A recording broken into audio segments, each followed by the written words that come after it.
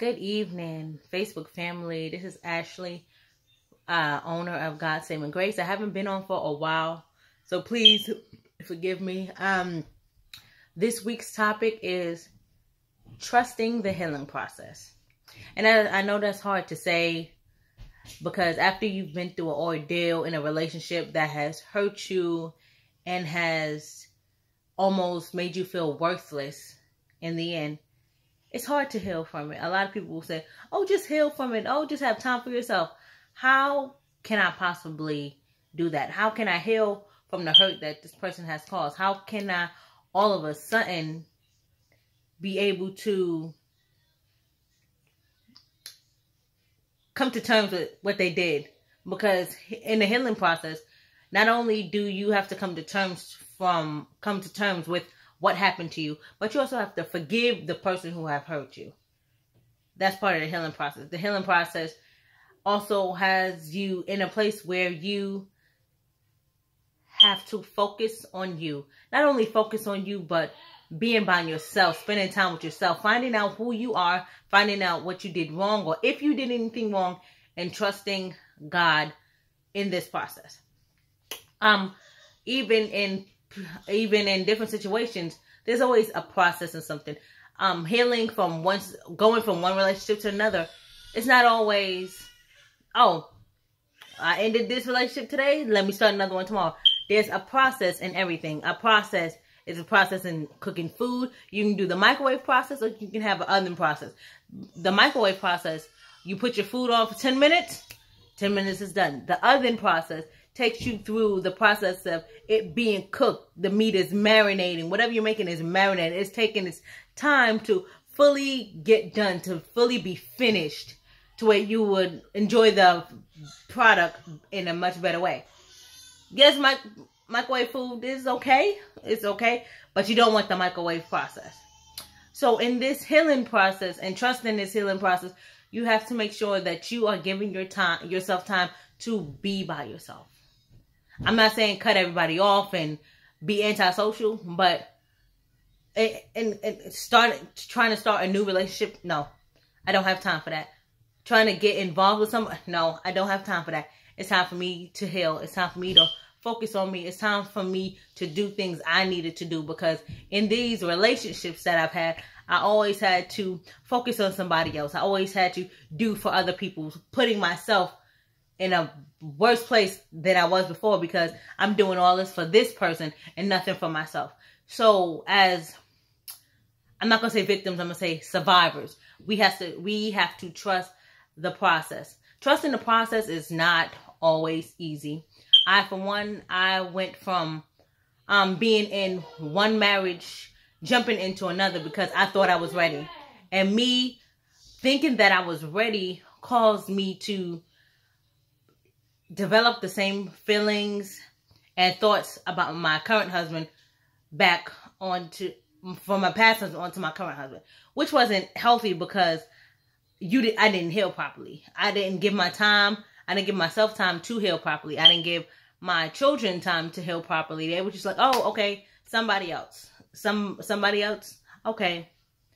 And my thing is, you don't want to, if you have children, you don't want to be in the healing process by yourself. You want your children to be able to heal also.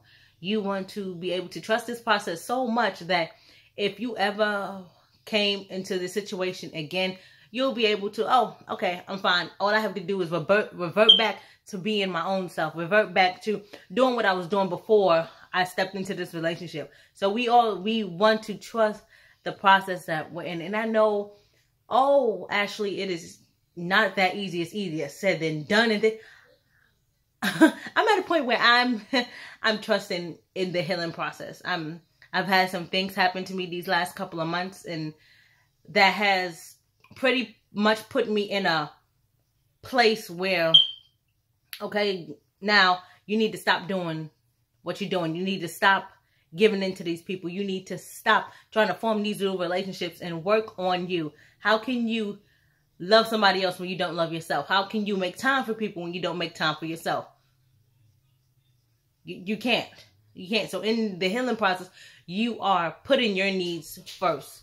You are if you have children, which I do. So it's me focusing on my children, being a better parent, being a better mother, being a better woman, because sometimes these situations and these relationships, they take us out of the formality. We lose our identity. We lose our purpose and who we are. And we never want to lose our purpose and who we are. We always want to know who we are and what we were created for. And according to the will of God and according to the word of God, this is, we are fearfully and wonderfully made. But yes, we're going to be tried at every hand. We're going to have all these tests and trials to come and take our purpose away from us and make us feel like we're worthless and make us feel that we're not important. But we have to get back to that place too. Okay, let me walk in who I am. Let me be aware. Let me constantly remind myself that, okay, even though I've been through this situation, even though I've struggled in this area, I'm not perfect, but I'm getting there. So in this healing process, we don't want to form new relationships. We don't want to rush into anything. We don't want to. Right now, this period for us is chill time, chill mode. Me, as a single mom right now, I make sure my kids are taken care of. My focus is on my children, my business, anything else I want to do for me, excluding everybody else but my children. That's what I have to do for me. Anything that makes me be successful without depending on anybody but God, without trying to form a new relationship and trying to be wanted and loved by somebody else, I have to love myself. I have to deeply love myself. I have to respect myself. So in this healing process, I'm learning how to respect myself. I'm learning how to love myself and cherish myself and finding out, who am I? Who did God create me to be? What is my purpose in this life? We all have a purpose in this life. We all are sometimes put in a position where we don't know who we are. We take on the formality or the identity of somebody else, or they tell us who we are. Oh, you're this person. I want you to be this person. And we try to take on those identities that people put on us. So in this healing process, it's time for us to strip away everything, strip away anything somebody told you. You're worthless. Strip away from your purposeless. Strip away from those things that somebody else told you, and find out who you are. And a good way about finding out who you are is reading the word of God, reading the Bible. I know that everybody is not saved, but I'm praying that God will save your soul and he will give you the life that you want and let you know who you are, because we all were created for something good. We all were created. We weren't created to just go through life and be miserable and sad and frustrated and uncomfortable. We were not created for that. We were not created for. I was created to be something much more than I am now. And knowing your purpose and knowing how to trust the healing process gets us through that. Gets me through that. Trust the process. Trust the process. Also, in this healing process, people might come to take your mind out of the way, take you out of your process. Don't let anybody deter you from your process. Don't let anybody try to come and whisper things in your ear, thinking that you need them.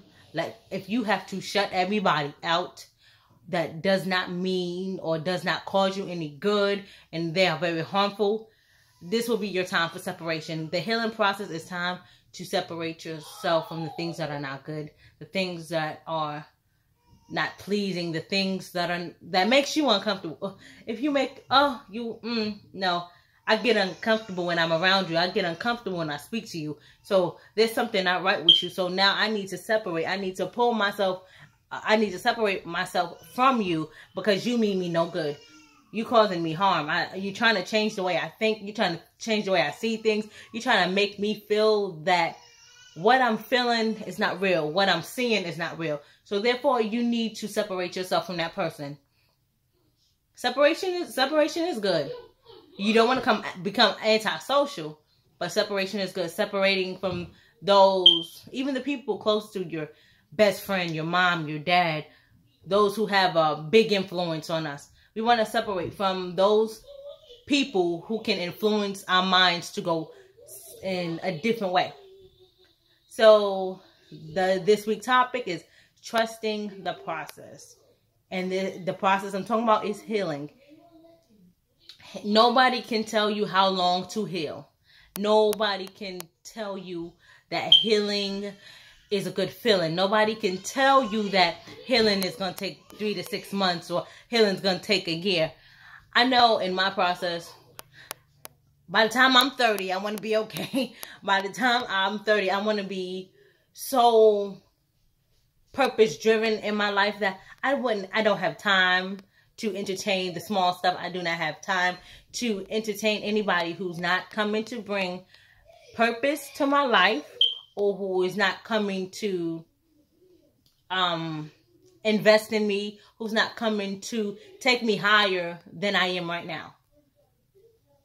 So if 30 is my goal, I don't know what your goal is, but 30 is my goal, and I'll be 29 this year. So I have a lot of stuff to work on in me, at trying to find myself, knowing who I am, knowing the things that I like, knowing what I will tolerate, and knowing what I won't tolerate again.